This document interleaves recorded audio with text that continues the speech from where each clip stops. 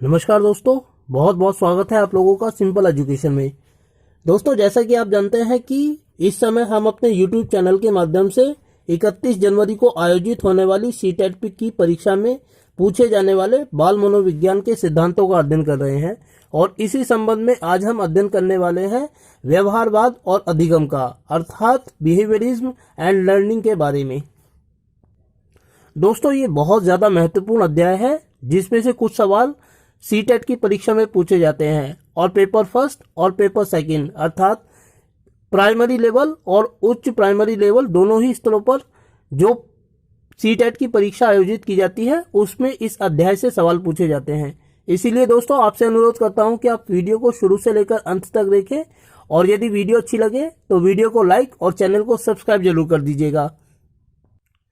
तो चलिए दोस्तों, बिना वक्त जाया किए हुए हम लोग आरंभ करते हैं अपना अध्ययन व्यवहारवाद और अधिगम के बारे में और देखते हैं कि व्यवहारवाद क्या था और किन किन लोगों ने इस व्यवहारवादी अवधारणा के अंतर्गत अपने कार्य किए। दोस्तों, इस संबंध में सबसे पहले हमें यह जानना होगा कि व्यवहारवाद आखिर है क्या, और इस बात को समझने के लिए मैं आप लोगों को एक बहुत महत्वपूर्ण बात बताता हूं। दोस्तों, पहले जो मनोविज्ञान है और दर्शन शास्त्र है अर्थात फिलॉसफी और साइकोलॉजी दोनों एक ही थे और मनोविज्ञान को दर्शन शास्त्र का एक अंग माना जाता था। लेकिन 20वीं शताब्दी की शुरुआत होते होते मनोविज्ञान ने अपने आप को दर्शन शास्त्र से अलग कर लिया, अर्थात साइकोलॉजी ने अपने आप को फिलॉसफी से अलग कर लिया। और जब फिलॉसफी से अपने आप को साइकोलॉजी ने अलग किया तो साइकोलॉजी ने अपनी जो पद्धति चुनी वो वैज्ञानिक पद्धति चुनी। अब जो साइंटिफिक मेथड होता है उसकी खासियत ये होती है कि विज्ञान में प्रयोग बहुत किए जाते हैं।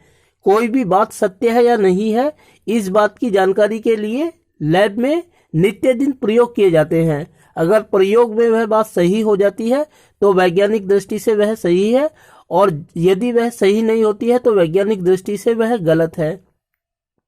इस प्रकार जो वैज्ञानिक पद्धति है, साइंटिफिक मेथड है, उसमें संकल्पनाओं की जांच की जाती है लैब में।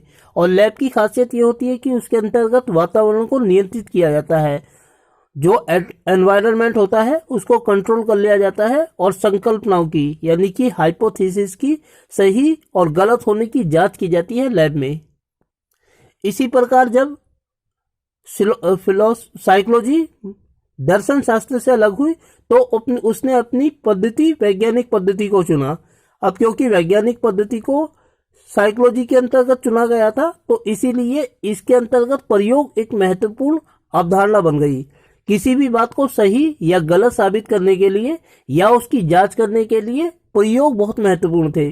अगर प्रयोग में वह बात सही हो जाती थी तो साइकोलॉजी में उसे सही माना जाता था और अगर प्रयोग में वह बात गलत होती थी तो साइकोलॉजी में उस बात को गलत माना जाता था। और इसी संबंध में जो साइकोलॉजी थी उसमें लैब अर्थात प्रयोगशाला एक महत्वपूर्ण अंग बनकर उभरी। दोस्तों, इसी परिप्रेक्ष्य में हम लोगों को व्यवहारवाद को समझना है, क्योंकि व्यवहारवाद क्या है और कौन कौन से इसके अंतर्गत प्रयोग किए गए उन सब का संबंध इसी बात से जुड़ा हुआ था कि उन सब में जो प्रयोग किए गए वो वैज्ञानिक प्रयोगशालाओं में किए गए और उन प्रयोगों के जो निष्कर्ष निकले उनको कक्षाओं में इंसान के बच्चों को सीखने पर लागू किया गया। तो चलिए दोस्तों, अब आरंभ करते हैं कि व्यवहारवाद आखिर है क्या। दोस्तों, बच्चे कैसे सीखते हैं या बच्चों को कैसे सिखाया जा सकता है, इस प्रश्न पर अनेक विद्वानों ने और अनेक अवधारणाओं ने अपने विचार प्रकट किए हैं। इसी संबंध में व्यवहारवाद ने भी अपने विचार प्रकट किए हैं और व्यवहारवाद इस संबंध में एक बहुत बड़ी परिकल्पना है। व्यवहारवाद एक बहुत बड़ी परिकल्पना है। इसके अंतर्गत अनेक विद्वानों ने कार्य किया है और जितने भी कार्य इस व्यवहारवाद के अंतर्गत किए गए वो लैब में वैज्ञानिक प्रयोगशालाओं में जानवरों पर किए गए और उन जानवरों के ऊपर जो किए गए कार्यों का निष्कर्ष निकला उनमें उनका प्रयोग इंसान के बच्चों पर कक्षा में सिखाने के लिए किया गया। तो दोस्तों, व्यवहारवाद के अंतर्गत जो मनोवैज्ञानिक प्रयोगशालाओं में प्रयोग किए गए उन प्रयोगों से हम दो महत्वपूर्ण निष्कर्ष निकाल सकते हैं। पहला निष्कर्ष यह है कि प्रयोगवाद के अंतर्गत यानी कि व्यवहारवाद के अंतर्गत जो प्रयोग किए गए थे उसमें यह माना गया कि सीखना एक तरह का संबंध स्थापित करना है, और जब यह संबंध स्थापित हो जाता है तो सीखने की प्रक्रिया पूरी हो जाती है। दोस्तों, अभी हम उन प्रयोगों के माध्यम से समझेंगे कि यह संबंधवाद क्या था जो आगे व्यवहारवाद के अंतर्गत कार्य करने वाले विद्वानों ने किए थे। इसीलिए अभी सिर्फ हमें यह समझना है कि सीखना एक तरह का संबंध स्थापित करना है, और जब यह संबंध स्थापित हो जाता है तो सीखने की प्रक्रिया पूरी हो जाती है। दूसरा, वातावरण को नियंत्रित करके बच्चों को सिखाया जा सकता है, क्योंकि व्यवहारवाद के अंतर्गत मनोवैज्ञानिक प्रयोगशालाओं में जो प्रयोग किए गए उन सब में यही कोशिश की गई थी कि वातावरण को नियंत्रित किया जाता था, एनवायरनमेंट को कंट्रोल किया जाता था, और उसके बाद सीखने की परिस्थितियां उपलब्ध कराई जाती थी। और जब इन प्रयोगों में इन पशु सीख जाते थे तो यही माना जाता था कि जिस प्रकार हम इन मनोवैज्ञानिक प्रयोगशालाओं में वातावरण को नियंत्रित करके जानवरों को सिखा रहे हैं, यदि हम कक्षाओं में वातावरण को नियंत्रित करके बच्चों को सिखाने की कोशिश करें तो बच्चे भी सीख जाएंगे। तो दोस्तों, ये दो महत्वपूर्ण प्रयोग थे, निष्कर्ष थे जो व्यवहारवाद के अंतर्गत प्रयोग करने वाले लोगों ने अपने निष्कर्षों से निकाले। अब हम देखेंगे एक एक करके कि वो कौन कौन से प्रयोग थे जो विभिन्न विद्वानों ने व्यवहारवाद के अंतर्गत किए, जिनके आधार पर ये निष्कर्ष निकाले गए। दोस्तों, व्यवहारवाद के अंतर्गत जो पहला कार्य किया गया वो पेवलोव के द्वारा किया गया था, और इन्होंने अपने कार्य करने के लिए कुत्ते को चुना था। व्यवहारवाद के अंतर्गत इन्होंने जो सिद्धांत प्रस्तुत किया उसे क्लासिकल कंडीशनिंग थ्योरी कहा जाता है। चलिए दोस्तों, अब हम उस प्रयोग की तरफ बढ़ते हैं जो पेवलोव साहब ने मनोविज्ञान की प्रयोगशाला में कुत्ते के साथ किया था। दोस्तों, हम जानते हैं कि जब भी व्यक्ति भूखा होता है और उसके सामने खाना आ जाए तो उसके मुंह से लार टपकना एक स्वाभाविक सी बात है। इसी बात को उन्होंने पेवलोव साहब ने मनोविज्ञान की प्रयोगशाला में एक प्रयोग के द्वारा करके दिखाया। उन्होंने क्या काम किया, उन्होंने एक कुत्ते को लिया और कुत्ते को उन्होंने शीशे के एक पिंजरे में बंद कर दिया।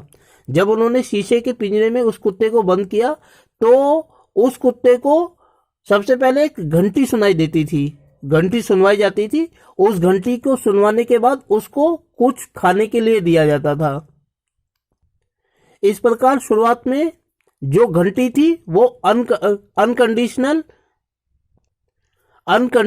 स्टिमुलस था, और उसके बाद उसको जो खाना पहुंचा दिया जाता था कुत्ते को और उसके मुंह से लाल निकलने लगती थी, वो अनकंडीशनल जो रिस्पॉन्स था। इस प्रयोग को उस कुत्ते के सामने बार बार दोहराया गया। बार बार इस प्रयोग को उस कुत्ते के सामने दोहराया गया कि सबसे पहले एक घंटी बजाई जाती थी, उसके बाद दरवाजा खोला जाता था उस बक्से का, और उसके बाद उस कुत्ते को खाना दिया जाता था। धीरे धीरे क्या हुआ कि ये जो अनकंडीशनल स्टिमुलस और अनकंडीशनल रिस्पॉन्स का चक्कर है वो कंडीशनल हो गया। मतलब दोस्तों, शुरुआत में जो अनकंडीशनल स्टिमुलस था, घंटी का बजना और अनकंडीशनल रिस्पॉन्स, लार का टपकना, इस प्रयोग को बार बार इतना दोहराया गया कि वो कंडीशनल बन गया। मतलब शर्तिया हो गया कि जब घंटी बजेगी तब कुत्ते को खाना दिया जाएगा, और जब कुत्ते को खाना दिया जाएगा तो उसके बाद उसको मतलब रिस्पॉन्स जो है वो आने शुरू हो जाएंगे। इस प्रयोग को बार बार इतना ज्यादा दोहराया गया कि जब घंटी बजती थी बाद में, तो घंटी बजने के बाद ही कुत्ते के मुंह से लार टपकने लगती थी, क्योंकि कुत्ता इस बात को सीख गया था कि जब भी घंटी बजती है तो उसके बाद उसको खाना मिलता है। तो बाद में जैसे ही घंटी बजती थी, घंटी बजने के बाद ही उसके मुंह से लार टपकने लगती थी। इस प्रकार पेवलोव ने अपने प्रयोग में दिखाया कि हम व्यवहारवाद के अंतर्गत यदि प्रयोग करते हैं और वातावरण को नियंत्रित करने का प्रयास करते हैं तो हम बच्चों को कुछ भी सिखा सकते हैं, क्योंकि हम प्रयोगशाला में जानवरों को ऐसा सिखा सकते हैं। तो इस प्रयोगशाला के अंतर्गत जो प्रयोग हमने जानवरों पर किए हैं उनको यदि किसी कक्षा में इंसान के बच्चों के सीखने के लिए इस्तेमाल किया जाए तो हम बच्चों को भी उसी तरीके से सिखा सकते हैं, अर्थात वातावरण को नियंत्रित करके हम बच्चों को सिखा सकते हैं। यहाँ आप दोस्तों देख सकते हैं कि अनकंडीशनल स्टिमुलस और अनकंडीशनल रिस्पॉन्स किस तरीके से उनके बीच संबंध स्थापित किया जाता है, और जब यह संबंध स्थापित हो जाता है तो सीखने की प्रक्रिया आगे बढ़ जाती है, पूरी हो जाती है। दोस्तों, व्यवहारवाद के अंतर्गत पेवलोव साहब ने कुत्ते के साथ ये जो प्रयोग किया था इसको क्लासिकल कंडीशनिंग थ्योरी कहते हैं, classical conditioning theory of learning. जब उन्होंने कुत्ते के साथ यह प्रयोग किया तो आगे चलकर उन्हें इस प्रयोग में एक दिक्कत का सामना करना पड़ा। वो दिक्कत ये थी कि जब कुत्ते को यह सिखा दिया गया कि घंटी बजने के बाद उसको खाना मिलता है और खाना मिलने से उसको जो है उसकी भूख जो है शांत हो जाती है, तो घंटी की आवाज सुनने से ही उसके मुंह से लाल निकलने लगती थी। लेकिन दोस्तों बाद में यह हुआ कि जब कुत्ते को यह व्यवहार सिखा दिया गया कि घंटी बजने के बाद उसको खाना मिलता है, तो उसके बाद वो सभी तरह की घंटियों पर अपनी लार टपकाने लगा। जब सभी तरह की घंटियों के ऊपर कुत्ता यह सोचकर अपनी लार टपकाने लगा कि अब उसे खाना मिलेगा, तो इसको पेवलोव साहब ने जर्नलाइजेशन के रूप में सामने रखा है अपने सिद्धांत में। तो जर्नलाइजेशन वह प्रक्रिया थी जिसके अंतर्गत कुत्ता सभी तरह की घंटियों की आवाज सुनकर अपने मुंह से लार टपकाने लगा।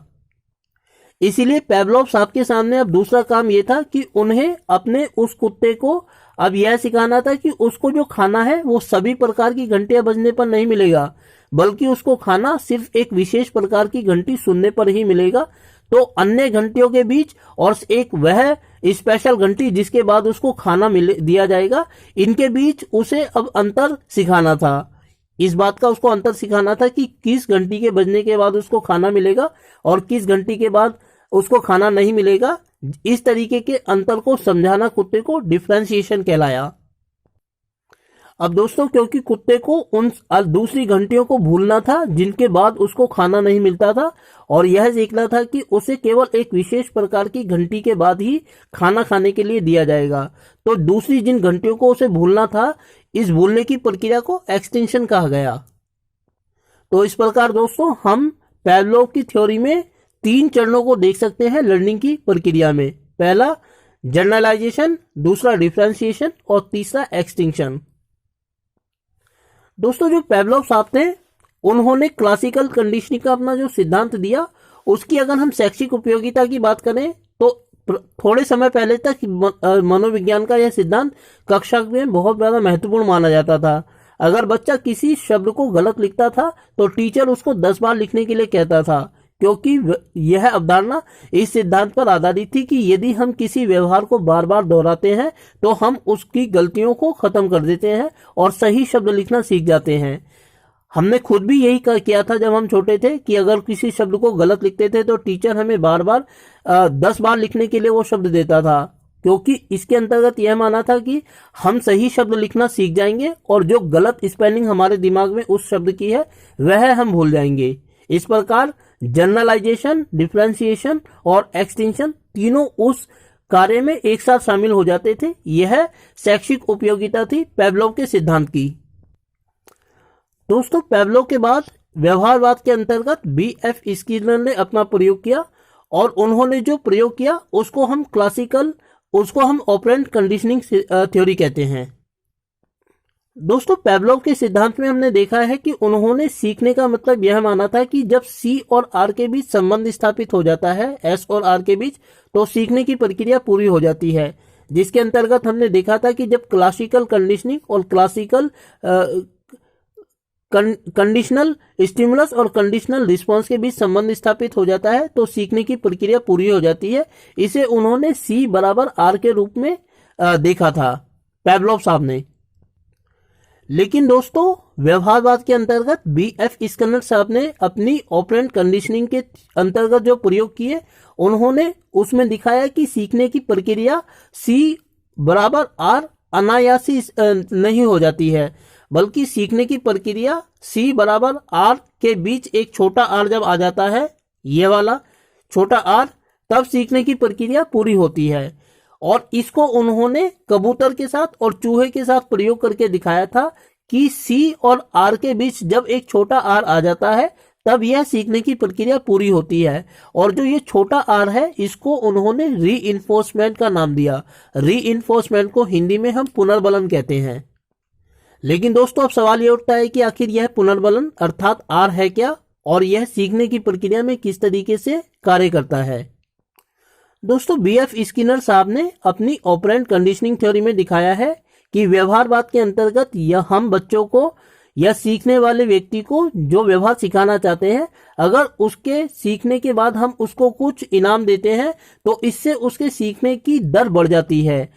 जो सीखने के लिए हम उसको इनाम देते हैं, इसी को उन्होंने रीइंफोर्समेंट का नाम दिया है, जिसको हिंदी में पुनर्बलन कहा जाता है। यह रीइंफोर्समेंट मटेरियल भी हो सकता है, जैसे उन्होंने कबूतर और चूहे के साथ जो प्रयोग किए, उनको खाने के लिए दाना दिया जाता था जब उस व्यवहार को वो सही करके दिखा देते थे जो उनको सिखाया जाना था। तो इससे हमने देखा कि उन्होंने कबूतर और चूहे को जो रीइंफोर्समेंट दिया वो मटेरियल होता था, जबकि यह हम सांकेतिक रूप से भी कर सकते हैं। जैसे हम बच्चों को कुछ सिखाना चाहते हैं और वो सही करके सिखा देते हैं तो हम उनके लिए तालियां भी बजा सकते हैं और उनको शाबाशी भी दे सकते हैं। इस प्रकार यह रीइंफोर्समेंट दो प्रकार का हो सकता है। पहला, ये मटेरियलिस्टिक हो सकता है, जिसमें हम बच्चों को कोई भौतिक इनाम देते हैं, और कबूतर और चूहे को स्किनर साहब ने खाने के लिए दाना दिया, यह उनके लिए मटेरियलिस्टिक रीइंफोर्समेंट था। जबकि दूसरा ये सिंबॉलिक भी हो सकता है, जिसको हम सांकेतिक कहते हैं। दोस्तों, बीएफ स्किनर की थ्योरी में जिस पुनर्बलन या रीइंफोर्समेंट का इस्तेमाल किया है, वह रीइंफोर्समेंट दो तरह का हो सकता है। सकारात्मक पुनर्बलन, जिसको हम पॉजिटिव रीइंफोर्समेंट कहते हैं, और दूसरा नकारात्मक पुनर्बलन, जिसको हम नेगेटिव रीइंफोर्समेंट कहते हैं। लेकिन सकारात्मक और नकारात्मक का उद्देश्य दोनों का एक ही है। उनका जो उद्देश्य है वो सही सीखने की प्रक्रिया को बढ़ाना और जो गलत है उसको भुलाने की प्रक्रिया का नाम है। इस प्रकार बीएफ स्किनर की थ्योरी में जो रीइंफोर्समेंट काम करता है, वो चाहे नकारात्मक हो या सकारात्मक हो, उसका रिजल्ट हमेशा पॉजिटिव होता है। क्योंकि किसी भी बच्चे को जब भी इनाम दिया जाता है वो सकारात्मक रिजल्ट तक पहुंचने पर दिया जाता है, और जब नकारात्मक पहुंचने पर नहीं दिया जाता तो धीरे धीरे नकारात्मक वाला खत्म होता रहता है और पॉजिटिव वाला बढ़ता रहता है। और जैसे जैसे पॉजिटिव अपने चरम बिंदु पर पहुंच जाता है तब व्यक्ति को रीइंफोर्समेंट दिया जाता है। तो यह रीइंफोर्समेंट दो तरीके का हो सकता है दोस्तों, पॉजिटिव और नेगेटिव। दोस्तों, यदि बीएफ स्किनर की थ्योरी की शैक्षिक उपयोगिता की बात की जाए तो इससे ये निष्कर्ष निकाल सकते हैं हम कि यदि सीखने की प्रक्रिया में हम बच्चों को पुनर्बलन प्रदान करते हैं तो इससे उनके सीखने की दर बढ़ जाती है। हम अपने परिवार में, क्लास में अक्सर ऐसा कहते हुए देखते हैं। माता पिता अपने बच्चों को कहते हैं कि इस बार अगर तुम अच्छे नंबर लाओगे तो हम तुम्हें साइकिल दिलाएंगे। ये एक तरह के सीखने की प्रक्रिया को रीइंफोर्समेंट के माध्यम से बढ़ाने को स्पष्ट करता है।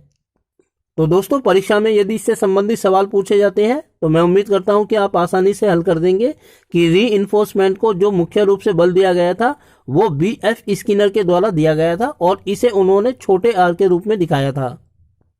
यदि इसकी कमी की तरफ हम दृष्टिपात करें दोस्तों, तो इसकी सबसे बड़ी कमी यही थी कि इसके अंतर्गत जो लर्निंग होती थी वो स्थायी नहीं होती थी, बल्कि इसमें सीखने की प्रक्रिया कुछ देर तक ही आगे बढ़ती थी। क्योंकि बच्चे का जो सीखना होता था वह लक्ष्य आधारित होता था, और जब वह लक्ष्य उसका पूरा हो जाता था तो उसके बाद सीखने की प्रक्रिया में धीमापन आ जाता था। इस प्रकार यह निरंतर चलने वाली प्रक्रिया नहीं थी। दोस्तों, क्लासिकल और ऑपरेंट कंडीशनिंग के बाद व्यवहारवाद के अंतर्गत जिन व्यक्ति ने कार्य किया वो थॉर्नडाइक थे, और उसके अंतर्गत उन्होंने जो कार्य किया उनके सिद्धांत को प्रयास एवं त्रुटि का सिद्धांत कहा जाता है, ट्रायल एंड एरर का सिद्धांत। दोस्तों, व्यवहारवाद के अंतर्गत पेवलोव और बीएफ स्किनर जैसे लोगों ने जो कार्य किया था उसके अंतर्गत उन्होंने यह दिखाया था कि अगर हम एक व्यक्ति को सिखा देते हैं तो हो सकता है कि दूसरे व्यक्ति उसको देखकर ही सीख जाए। लेकिन थॉर्नडाइक साहब ने अपनी ट्रायल एंड एरर थ्योरी में दिखाया है कि सीखने की यह प्रक्रिया अपने अपने प्रयास और त्रुटि के माध्यम से होती है, और इसके माध्यम से उन्होंने दिखाया कि सीखने की प्रक्रिया में हर व्यक्ति को गलतियां करनी होती है और हर व्यक्ति अपनी गलतियों से ही सीखता है।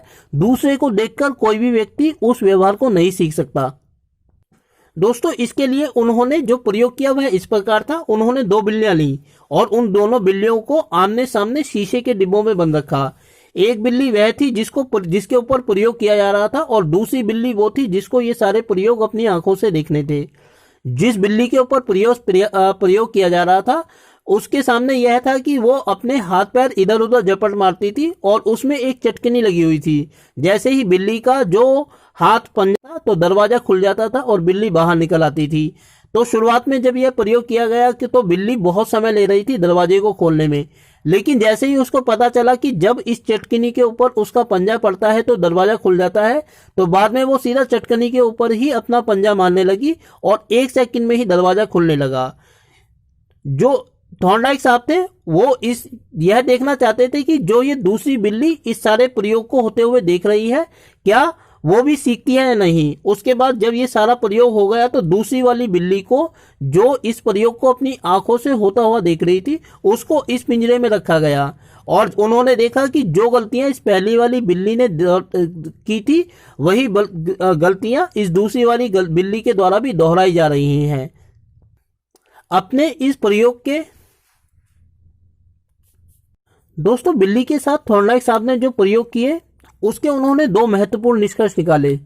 पहले तो ये कि बार बार प्रयास करने से जो गलती करने की दर है वो घट जाती है, क्योंकि जब पहले वाली बिल्ली ने यह देखा कि एक ही जगह पर हाथ मारने से दरवाजा खुल जाता है, तो बाद में वो सीधा उस चटकनी के ऊपर ही हाथ मारने लगी, जिसकी वजह से दरवाजा खुल जाता था। और दूसरा निष्कर्ष उन्होंने यह निकाला कि सीखने की इस प्रक्रिया में प्रत्येक व्यक्ति को गलतियों से गुजरना पड़ता है। दूसरों की गलतियों को देखकर कोई भी व्यक्ति स्वयं नहीं सीख सकता है। अगर कोई व्यक्ति सीखना चाहता है तो उसको भी उन गलतियों से स्वयं गुजरना पड़ता है जो गलतियां पहले वाले व्यक्ति ने की होती हैं। और इसे उन्होंने दूसरी वाली बिल्ली को उस पिंजरे में रखकर जाना जिस पहली वाली बिल्ली को वो प्रयोग करते हुए देख रही थी। तो दोस्तों आज की इस वीडियो में हम लोगों ने व्यवहारवाद का जो अध्ययन किया उसके अंतर्गत हम यह देख सकते हैं कि इसके अंतर्गत जो वैज्ञानिक प्रयोग किए गए उनके अंतर्गत यही माना जाता था कि हम वातावरण को नियंत्रित करके अपनी कक्षा में बच्चों को सिखा सकते हैं। लेकिन यदि इसकी कमियों की तरफ ध्यान दें तो इसकी सबसे बड़ी कमी यही थी कि इसके अंतर्गत जो प्रयोग किए गए वो जानवरों के ऊपर किए गए और उन प्रयोगों का निष्कर्ष कक्षा में इंसान के बच्चों को सीखने के लिए किया गया। दोस्तों आगे चलकर व्यवहारवाद के अंतर्गत बैंड्यूरा और जो कंस्ट्रक्टिविस्ट थे जिसके अंतर्गत हम पियाजे और वाइगोस्की जैसे लोगों को शामिल करते हैं, उन्होंने अनेक आधारों पर इस व्यवहारवाद की आलोचना की थी। व्यवहारवाद की किस प्रकार उन्होंने आलोचना की थी इसके बारे में हम आगे की वीडियोस में अध्ययन करेंगे। फिलहाल यहाँ पर हम अपनी इस वीडियो को खत्म करते हैं। दोस्तों मैं उम्मीद करता हूं कि आपको यह वीडियो अच्छी लगी होगी और साथ ही आपसे अनुरोध करता हूं कि यदि वीडियो अच्छी लगी तो वीडियो को लाइक और चैनल को सब्सक्राइब करें और आगे की वीडियोस के लिए बने रहें मेरे साथ मेरे यूट्यूब चैनल सिंपल एजुकेशन पर। वीडियो को देखने के लिए आपका बहुत बहुत धन्यवाद।